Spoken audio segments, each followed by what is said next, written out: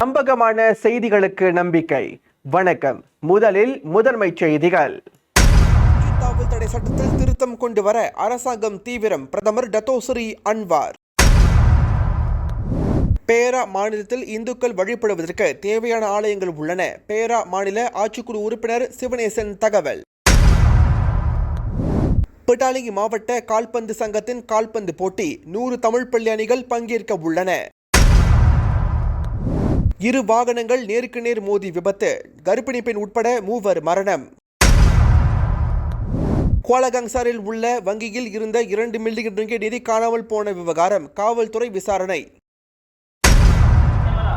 கட்சி தாவல் தடை சட்டத்தில் திருத்தம் கொண்டு வர அரசாங்கம் தீவிரம் காட்டுவதாக பிரதமர் டத்தோஸ்ரீ அன்வார் இப்ராஹிம் கூறினார். கட்சி தாவல் தடை சட்டத்தில் உள்ள பலவீன கூறுகளை நிவர்த்தி செய்வதற்கு இந்த சட்ட திருத்தம் அவசியம் என்று அன்வார் இப்ராஹிம் தெரிவித்தார். கட்சி தாவல் தடை சட்டத்தில் திருத்தம் கொண்டு வர விரும்பினால் அது தொடர்பாக இணைந்து கலந்தாலோசிக்கலாம் என்று வெள்ளிக்கிழமை தொழுகைக்கு பிறகு செய்தியாளர்களிடம் இவ்வாறு கூறினார்.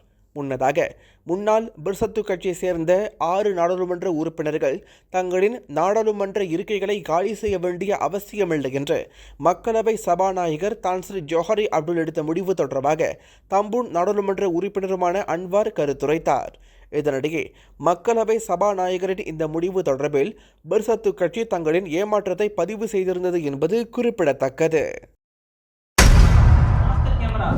பேரா மாநிலத்தில் இந்துக்கள் வழிபடுவதற்கு தேவையான ஆலயங்கள் உள்ளன.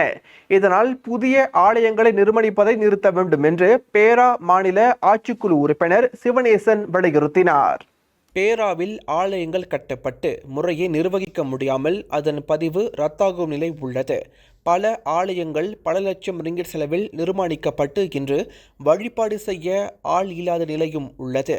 ஆகவே இருக்கின்ற ஆலயங்களை முறையை பாதுகாப்பதுடன் முறையாக நிர்வகிக்க வேண்டும் என்று கோபேங்கில் உள்ள கோபிசான் எனும் இடத்தில் நிர்மாணிக்கப்பட்ட முத்து மாரியம்மன் ஆலய மகா கும்பாபிஷேக விழாவில் கலந்து கொண்ட பின்னர் செய்தியாளர்களிடம் அவர் இவ்வாறு பேசினார். பேரா மாநிலத்தில் முஸ்லிம் அல்லாதோர் வழிபாட்டு தலங்களுக்கு ஒதுக்கீடு செய்யப்பட்ட 1 கோடி ரிங்கெட் முறையை வழங்கப்பட்டு வருவதாக தெரிவித்தார். கோபிசான் எனும் இடத்தில் நிர்மாணிக்கப்பட்ட முத்து மாரியம்மன் ஆலயம் 81 ஆண்டுகள் பழமை வாய்ந்தவை என்று கூறப்படுகிறது. இது 5வது கும்பாபிஷேகம் ஆகும். இந்த ஆலயம் 6,50,000 ரிங்கிட் செலவில் நிர்மாணிக்கப்பட்டுள்ளது. அதற்கு மாநில அரசு மூலம் 50,000 ரிங்கிட் மற்றும் கோபேங்கில் நாடாளுமன்ற தேஜா சட்டமன்றம் மத்திய அரசு மூலம் ஆக மொத்தம் 2,26,000 ரிங்கிட் வழங்கப்பட்டுள்ள தகவலை தெரிவித்தார். பிட்டாலிங் மாவட்ட கால்பந்து சங்கத்தின் கால்பந்து போட்டியில் மொத்தம் 100 தமிழ் பள்ளி அணிகள் பங்கேற்க உள்ளன. அச்சங்கத்தின் தலைவர் பத்துமலை இதனை தெரிவித்தார்.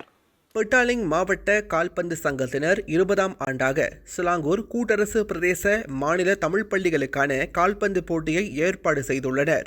இக்கால்பந்து போட்டி நாளை சுங்கைபுலோ RRI திடலில் நடைபெறவுள்ளது.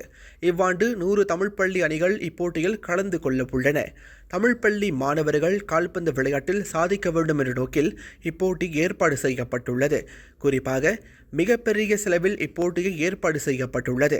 ஆகவே இப்போட்டிக்கு முழு ஆதரவு தரும் அனைவருக்கும் சங்கத்தின் சார்பில் நன்றிகளை தெரிவித்துக் கொள்கிறேன் என்று பத்துமலை கூறினார். 2 வாகனங்கள் நேருக்கு நேர் மோதி விபத்துக்குள்ளானதில் கர்ப்பிணி பெண் உட்பட 3 மரணமடைந்தனர். இந்த சம்பவம் நேற்றிரவு தெலுங்கானு பத்து ராக்கெட் எனும் பகுதியில் நிகழ்ந்தது. கடுமையான மழை நேரத்தில் கட்டுப்பாட்டை இழந்த புரோட்டோன் வீரா ரக கார் நிசான் நவாரா காரை மோதியது. இந்த சம்பவத்தில் புரோட்டோன் வீரா காரில் பயணித்த 23 வயது முகமது இக்வான், 18 வயது நூர் மிமி அலியா, நிசான் நவாரா காரில் இருந்த 46 வயது ஜைனி அம்பாக் ஆகியோர் மரணமடைந்தனர். நிசான் நவாரா காரை ஓட்டிய 56 வயது ரஸ்டி யாக்கோப் கடுமையான காயங்களுக்கு இலக்காகி மருத்துவமனையில் சிகிச்சை பெற்று வருகிறார். குவாலா தெலுங்கானு போலீஸ் தலைவர் அஸ்லி முகமது நூர் கூறினார். குவாலா கங்சாரில் உள்ள வங்கியில் இருந்த 2 மில்லியன் ரிங்கிட் நிதி காணாமல் போன விவகாரம் தொடர்பாக காவல்துறையினர் தொடர் நடவடிக்கைகளை முன்னெடுத்துள்ளனர்.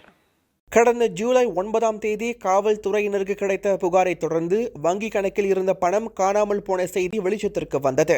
இந்த தகவலை புக்கிட் அமான் வர்த்தக குற்ற புலனாய்வு துறையின் இயக்குனர் டத்தோஸ்ரீ ரம்லி முகமது யூசுப் கூறினார். ஒரு பயணீட்டாளரின் வங்கி கணக்கிலிருந்து 3ஆம் தரப்பினருக்கு வங்கி பணம் பரிவர்த்தனை செய்யப்பட்டுள்ளது. வங்கியில் பணிபுரியும் ஊழியர் இந்த நடவடிக்கையில் ஈடுபட்டதாக போலீஸ் புகாரில் குறிப்பிடப்பட்டுள்ளது. சம்பந்தப்பட்ட பயணீட்டாளர்களின் வங்கி கணக்குகள் மூடப்பட்டுள்ளது. ஆனால் தாங்கள் வங்கிக் கணக்குகளை மூடவில்லை என்று தெரிவித்துள்ளனர். மேலும் சம்பந்தப்பட்ட வங்கிக் கணக்கிலிருந்து பணமும் எடுக்கவில்லை என்று குறிப்பிட்டதாக அவர் செய்தியாளர்களிடம் தெரிவித்தார். இந்த விவகாரம் தொடர்பில் முதல் சந்தேக நபரான வங்கி ஊழியரை போலீசார் அடையாளம் கண்டனர். இருப்பினும் அவ்வூழியர் கடந்த ஜூலை 5ஆம் தேதி தற்கொலை செய்து கொண்டார். அவர் தற்கொலை செய்து கொண்டாலும் குற்றவியல் சட்டம் செக்ஷன் 408 கீழ் காவல்துறை இந்த வங்கி விவகாரத்தை விசாரிப்பதாக அவர் சொன்னார்.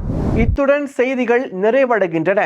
மலேசியா உட்பட அனைத்து செய்திகளையும் உடனுக்குடன் தெரிந்து கொள்ள தொடர்ந்து நம்பிக்கை ஊடகத்தோடு இணைந்திருங்கள்.